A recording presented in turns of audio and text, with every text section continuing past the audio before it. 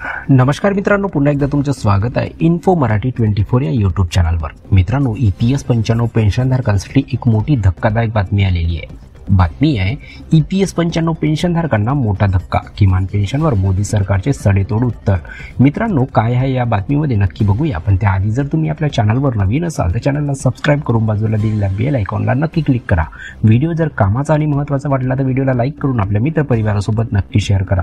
आणि हो मित्रांनो, व्हिडिओला शेवटपर्यंत नक्की बघा, जेणेकरून तुमच्याकडून कोणतीही माहिती सुटणार नाही। मित्रांनो, कर्मचारी पेन्शन योजना 1995 अंतर्गत किमान 7,500 रुपये पेन्शनची मागणी केली जात आहे। तसेच भत्ते आणि वैद्यकीय भत्ता जोडण्याची मागणी आहे। यावर सरकारची प्रतिक्रियाही आलेली आहे। लोकसभेत सरकारला प्रश्न विचारण्यात आले।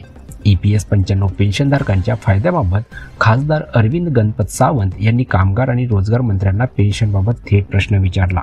EPS 95 पेन्शनधारक आणि त्यांच्या अवलंबितांना किमान पेन्शन आणि इतर भत्त्यांचा लाभ देण्याबाबत सर्वोच्च न्यायालयाने आदेश दिले आहेत। सर्वोच्च न्यायालयाने दिलेल्या आदेशाच्या अंमलबजावणीबाबत सरकारने काही आदेश जारी केले आहेत का, असा प्रश्नही त्यामध्ये विचारण्यात आला। EPS 95 चा लाभ घेतलेल्या पेन्शनधारकांच्या संख्येसह तपशील काय आहेत? जर नसेल तर सर्वोच्च न्यायालयाच्या आदेशाची अंमलबजावणी न करण्याची कारणे कोणती आहेत? आणि EPFO अधिकाऱ्यांचे कृत्य हे न्यायालयाचा अपमान मानता येईल का? आणि जर असं असेल तर या संदर्भात सरकारने केलेल्या कारवाईचे तपशील काय आहेत? कामगार आणि रोजगार राज्यमंत्री शोभा करंदलाजे यांनी सरकार आणि कर्मचारी भविष्य निर्वाह निधी संघटना म्हणजे EPO बद्दल विचारलेल्या प्रश्नांना उत्तरे दिली। सरकारने स्पष्टपणे सांगितले आहे की कर्मचारी पेन्शन योजना 1995 म्हणजे EPS 95 अंतर्गत किमान पेन्शनसह इतर भत्ते देण्याबाबत सर्वोच्च न्यायालयाने कोणताही आदेश दिलेला नाही।